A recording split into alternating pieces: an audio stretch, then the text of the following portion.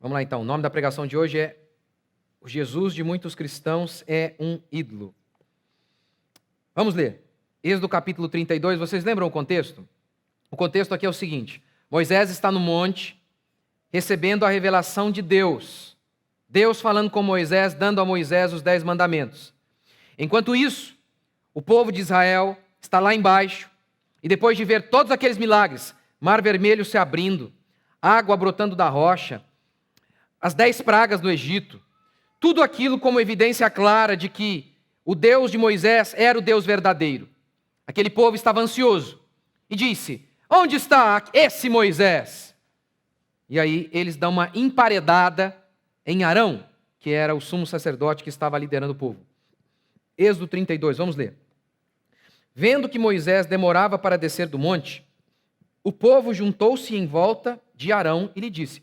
Gente, isso aqui é claro, eles estavam pressionando Arão, eles não foram para dialogar, foram para pressionar. As ovelhas fazem isso. Esse é o tema da minha pregação passada, tá? Porque é só pastor que não presta. Esse povo aqui é maligno. E há muitas e muitas ovelhas malignas, pressionam o pastor. E é culpa do pastor ser frouxo e aceitar, eu sei. Mas pressionam para se inserir todo tipo de idolatria, de paganismo na igreja, todo tipo de modernidade maligna, que vai contra a Escritura. Pressiona, o povo se junta e pressiona. Mas esse é o tema da minha pregação passada. O povo juntou-se em volta de Arão e lhe disse: levanta-te, faz alguma coisa, não fique aí parado não. Faze para nós um Deus que vá à nossa frente, que abençoe a nossa batalha, os nossos caminhos, porque não sabemos o que aconteceu a esse Moisés. Poxa, a esse, como se eles não conhecessem.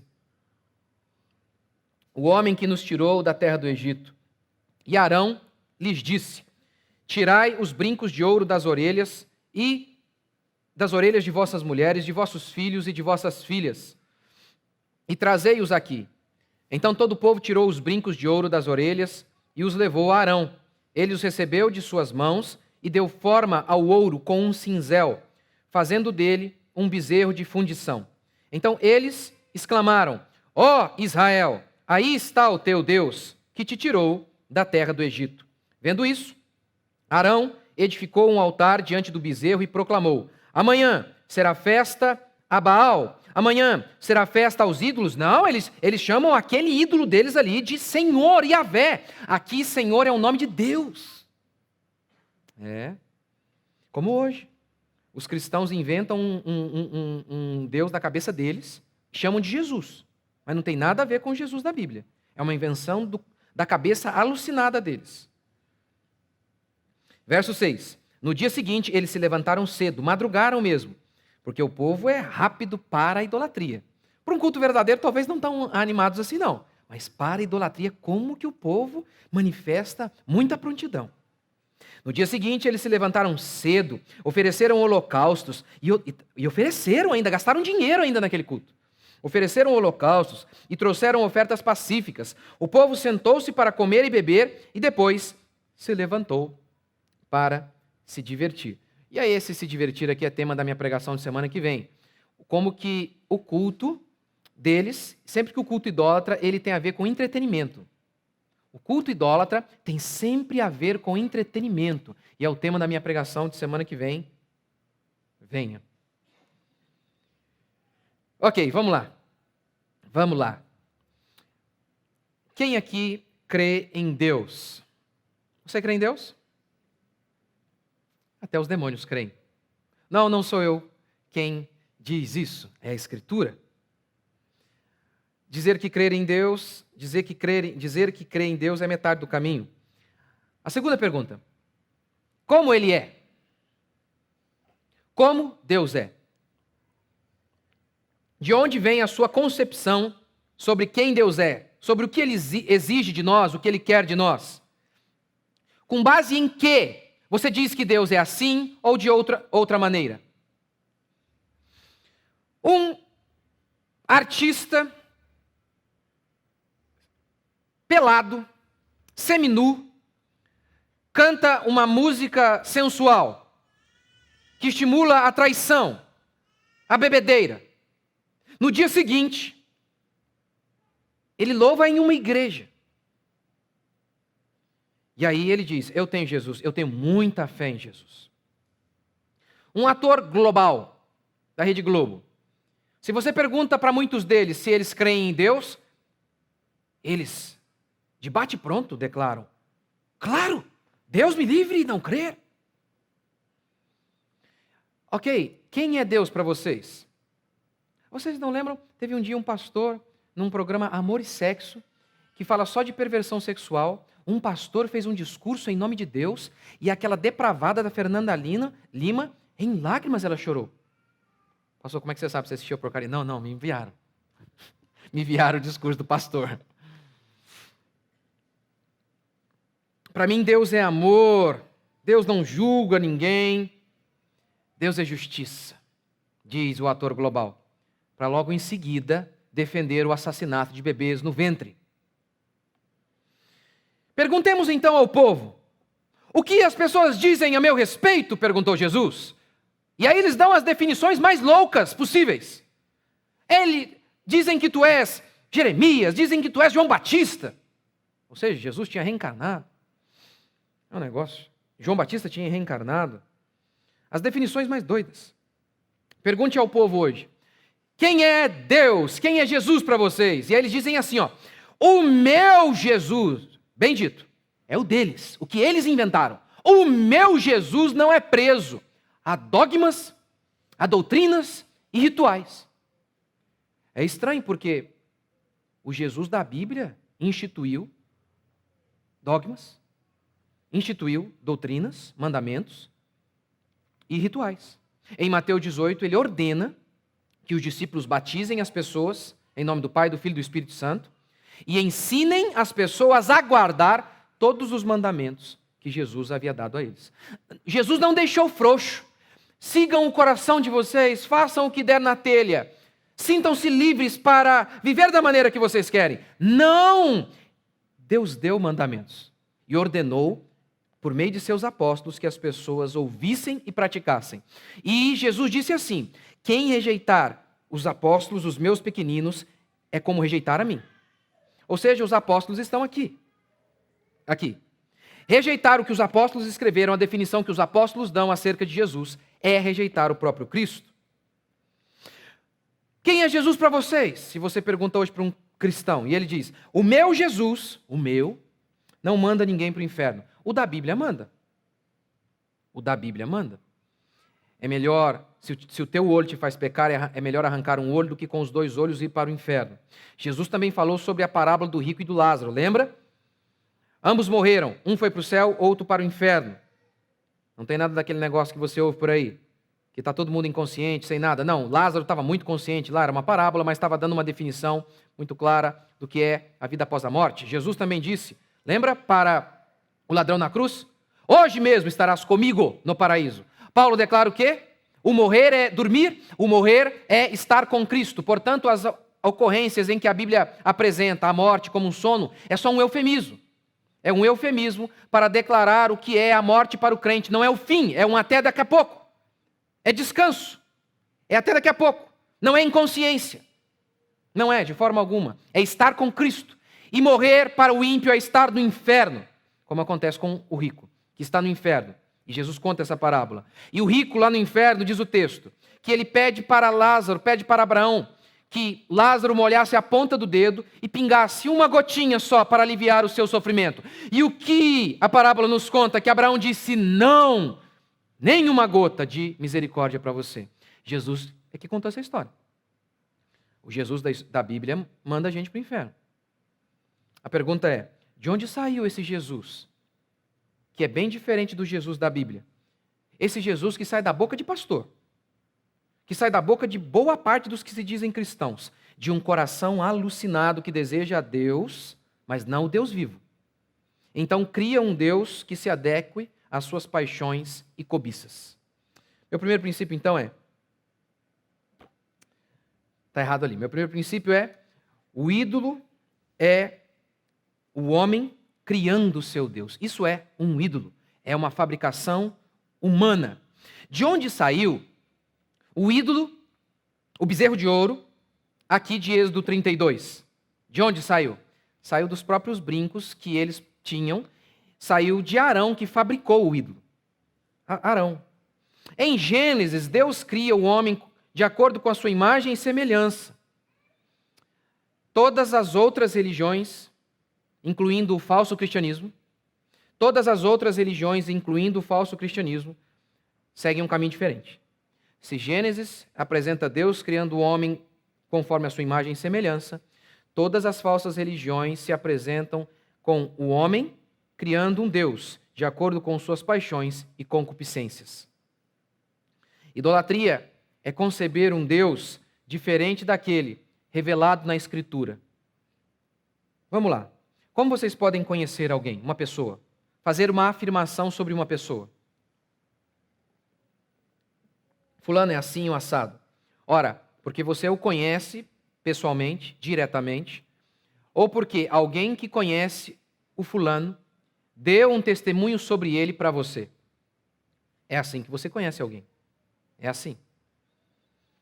Eu nunca vi Deus.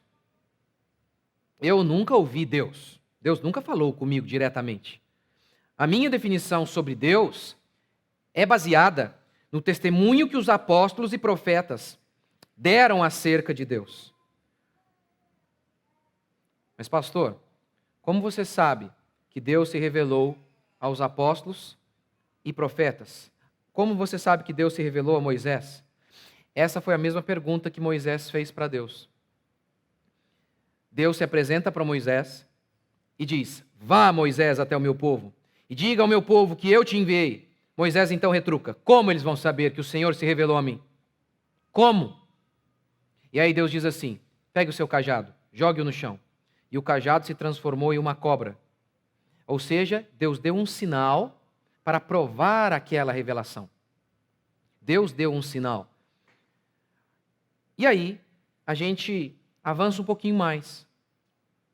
Jesus chamou os escritos de Moisés de revelação de Deus, de palavra de Deus. Como sabemos que Jesus é Deus? Jesus morreu e ressuscitou. E os discípulos, que perderam tudo, que foram torturados, que viram seus parentes molestados, torturados e igualmente mortos. Esses discípulos que morreram também por confessar que viram Jesus morto na sexta e ressurreto no domingo, esses discípulos perderam tudo. Esse testemunho é irrefutável. Por isso, então, cremos na revelação, por conta de que esta revelação aqui é diferente. Ela foi escrita com sangue dos mártires. Assim sendo, aqui, nós temos o grande sinal, e a fé cristã é única nesse sentido, porque só ela é baseada em um fato histórico que pode ser mensurável, que pode ser investigado. Só ela é. Ela é baseada em revelações? É. Mas somente ela tem algo que corrobore, que confirme estas revelações. A morte e ressurreição de Jesus, testemunhada pelos apóstolos. Essa é a grande diferença. É por isso então, que nós cremos nesta definição que os apóstolos e profetas deram acerca de quem Deus é. Agora veja bem. Os apóstolos podiam estar mentindo. Logicamente não faz sentido, porque ninguém mente para perder tudo. Então, logicamente, não faz sentido. Mas vamos imaginar que, no mundo das ideias, fosse possível essa opção de que eu estou enganado. Ou melhor, eu fui enganado. Os apóstolos e profetas mentiram. Ainda que isso fosse verdade, quando eu então dou uma definição sobre quem Deus é, a partir de um homem que diz ter visto Deus, isso é tolice. Eu estou sendo enganado. Mas isso não é loucura. Agora, o que esse povo está fazendo aqui, inventando um Deus, isso é loucura. O que cristãos fazem, quando você pergunta para eles, quem é Jesus? Meu Jesus não envia ninguém para o inferno. Por quê? Deus falou isso para você? Jesus disse isso para você? Não. Você conhece uma testemunha fidedigna que disse isso para você? Uma pessoa que falou com Deus, Deus disse para essa pessoa que ele não vai enviar ninguém para o inferno, essa pessoa falou isso para você? Não. Então por que você acredita assim? É porque eu acredito. é louco. Essa pessoa é louca. Tinha que dar uma camisa de força para ela, mas estão dando ternos para elas pregarem nos púlpitos, porque muitos pastores são assim. As definições que eles dão acerca de Deus procedem de suas cabeças alucinadas, e não da Escritura. E não da Escritura. Mas a pergunta é, por que os homens agem assim, de maneira tão irracional? Por que eles agem de maneira tão louca e alucinada? E não conseguem constatar algo óbvio como isso? Como isso aqui que eu estou falando. Que, ora, você só pode conhecer alguém se você mesmo conhece essa pessoa pessoalmente, ou se outra pessoa que a conhece, ela contou para você sobre ela, sobre essa outra. Elas inventam coisas da cabeça dela, do nada, colocam ali um bezerro de ouro no meio e dizem, isso aqui é o meu Deus. Que jeito? Eu estou falando e pronto, acabou. Por que as pessoas fazem e agem como loucas? Segundo, idolatria é o coração que deseja proteção, que deseja sentido, mas que não quer arrependimento. Gente, o mundo é muito perigoso. É muito perigoso. O mundo é muito sofrido. Muito sofrido. Pense assim. A pessoa perde o filho. Imagine que essa pessoa, que esse homem, é um ateu. E aí? E agora? Eu olhar e falar, isso aí é apenas um ajuntamento de moléculas. É só carne e osso, não tem alma. Não vai para o inferno nem para o céu, acabou. Acabou. Poxa, morreu cedo meu filho? Azar, é só isso, azar. Sem Deus, as forças que movem o mundo são apenas forças do azar, do acaso. Não há consolo para esse pai. Tá vendo? Não é fácil viver sem crer em Deus. O sofrimento, quando você crê em Deus, de alguma maneira, ele sempre tem um propósito. E isso te dá força para continuar. Aquilo que você passou lá atrás, de alguma maneira vai reverter para o seu bem, ou o seu bem aqui nesta vida ou na outra vida. Essa noção de propósito, te dá ânimo e você consegue continuar a viver. É por isso que Camus falou, se Deus não existe, muitos optariam por meter uma bala na cabeça. Ele diz, olha, a única pergunta filosófica importante é, por que não se matar? Por que não se matar? E ele está, obviamente, concebendo um mundo sem Deus. Ele está certo. Se Deus não existe, por que não meter uma bala na cabeça? Por que as pessoas não metem uma bala na cabeça? Porque creem em Deus, então Deus confere sentido a elas. E elas então conseguem aguentar o sofrimento, as dificuldades. Todas elas, as injustiças das mais variadas, elas aguentam. Não dá para viver sem Deus. Não dá. É um flerte com o suicídio constantemente. O problema é que os homens não gostam do Deus da Bíblia. Não é que os homens não gostem de Deus. Eles não gostam do Deus da Bíblia. Então eles criam um ídolo. Aqui o texto diz, façamos um Deus que há de ir à nossa frente, que lute as nossas batalhas, que abençoe o nosso caminho. Nós não podemos, num mundão desse aí, tão perigoso, ir desprotegidos. Precisamos de um Deus, mas o Deus de Moisés não queremos. Façamos o nosso, então. O Jesus da Bíblia, as pessoas não gostam muito. Porque ele diz assim, se quiser me seguir, e não aborrece pai, mãe, filho, filha, os seus bens e até a própria vida, não dá. O Jesus da Bíblia, ele simplesmente exige 100% de você. Então, é nessa hora que surge o Arão, o pastor, que concebe um Jesus ali, à lá clientela. Espera aí, Arão, esse Jesus que exige tudo de nós, a gente tem que renunciar a tudo se preciso for para andar com ele. É demais isso ainda, não? Arão, não dá para criar um Jesus que a gente conserva algumas coisas? Não dá?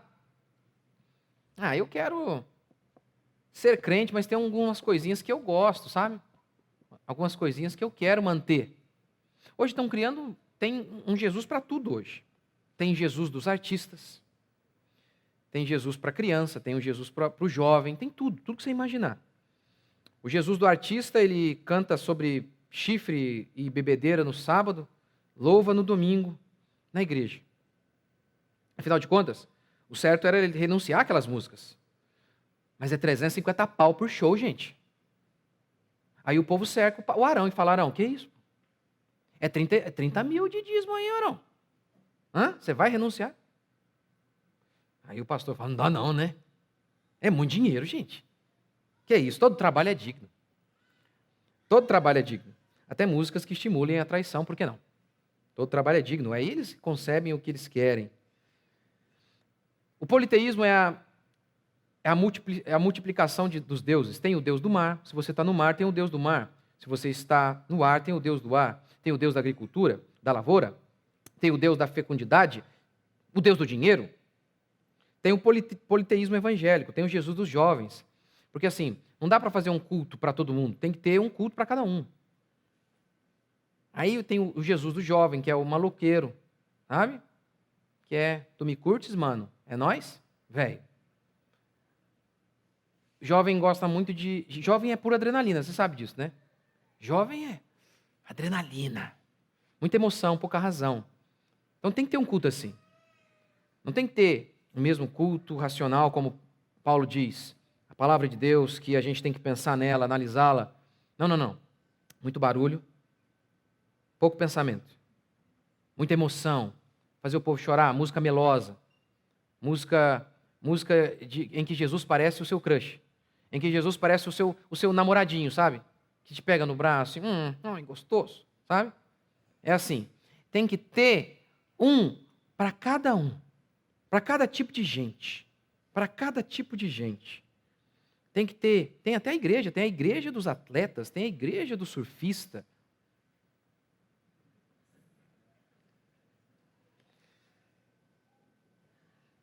Ora, Atos 17:30 declara: não levou Deus em conta os tempos da ignorância. Agora, porém, notifica aos homens que todos, em toda parte, se arrependam. Essa é a ordem. Esse é o evangelho para todos. Que todos se arrependam. Não tem evangelho para artista. Não tem evangelho para jovem.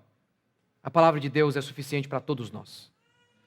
Terceiro, idolatria é uma estupidez. A idolatria não é problema de ignorância. A idolatria é problema de loucura. É um coração desesperado por satisfazer os seus desejos, que sai com argumentos irracionais para inventar um Deus que o satisfaz. Aquele povo viu o mar se abrir. Aquele povo viu vários milagres, vários sinais de que Deus era com Moisés. Aí, esse povo vem e faz o quê?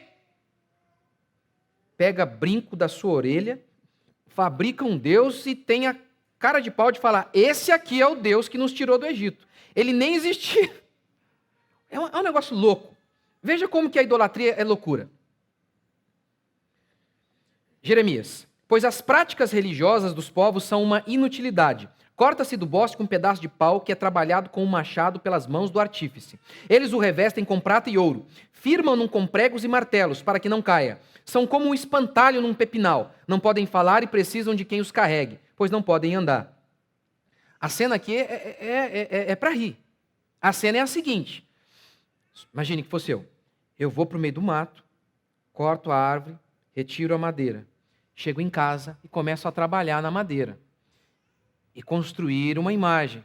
E depois que eu construí, eu fabriquei, eu criei a imagem, eu olho para a imagem e digo: papai.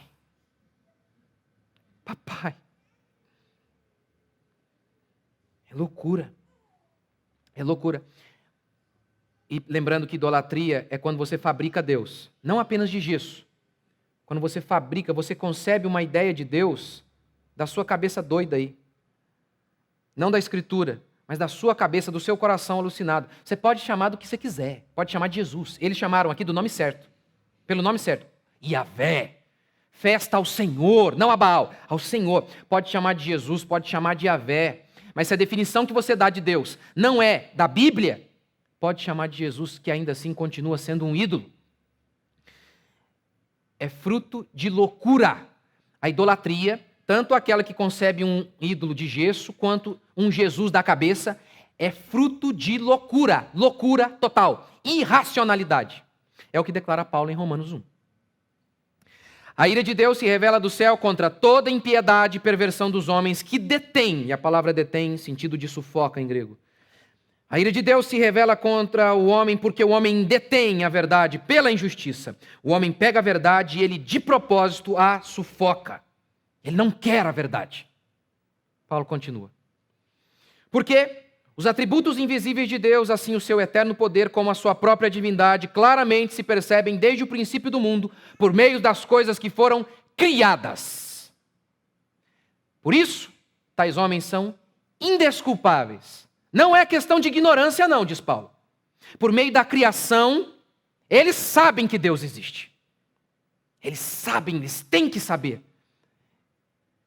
Eles não podem conceber de maneira racional alguém que criou este universo imenso para caber num pedaço de gesso.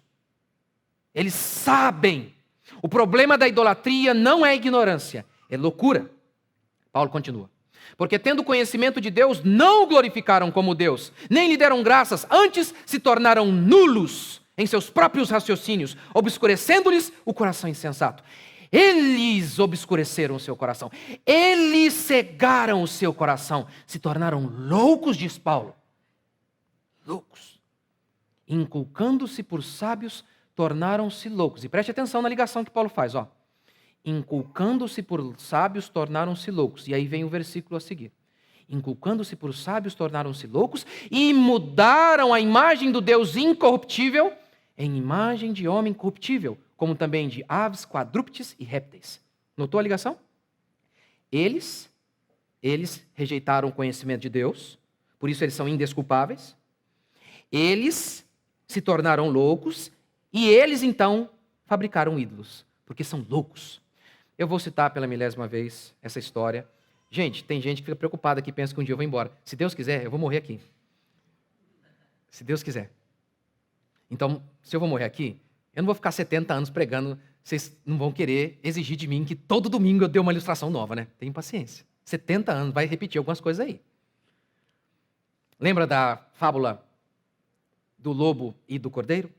O lobo está lá em cima e o cordeiro embaixo, tomando água. O lobo vê, suas paixões e apetites são despertados. E ele vem para comer o cordeiro. Ele diz, vou lhe comer porque você está sujando a água que eu bebo, diz o lobo que veio lá de cima. A ovelha retruca, não faz sentido o que você está falando. É irracional. Sabe por quê? Porque eu bebo a água que desce de você. Argumento irrefutável? Não. Irrefutável. Não satisfeito, o lobo diz, tá bom, eu vou te comer então porque você há 1 ano falou mal de mim. A ovelha diz, impossível. Eu nasci há 6 meses. Irrefutável ou não? Irrefutável. Mas o lobo então declara o quê? Eu não sei não. Alguém falou mal de mim e comeu o cordeiro. O homem vive inventando desculpas para satisfazer suas paixões. O homem é maligno e depravado. Ele é cego porque ele mesmo furou seus olhos. Ele é louco e irracional porque ele mesmo se tornou assim. Porque ele ama a lama e o Deus bíblico odeia a lama. Ele quer um Deus e ele quer a lama. Então ele fabrica um Deus. Chama de Jesus, de Yahvé, mas não é o Deus bíblico.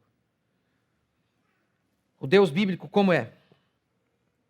O Deus bíblico ordena que todos os homens, em todos os lugares, creiam nele, se arrependam de seus pecados e tomem a sua cruz e o sigam.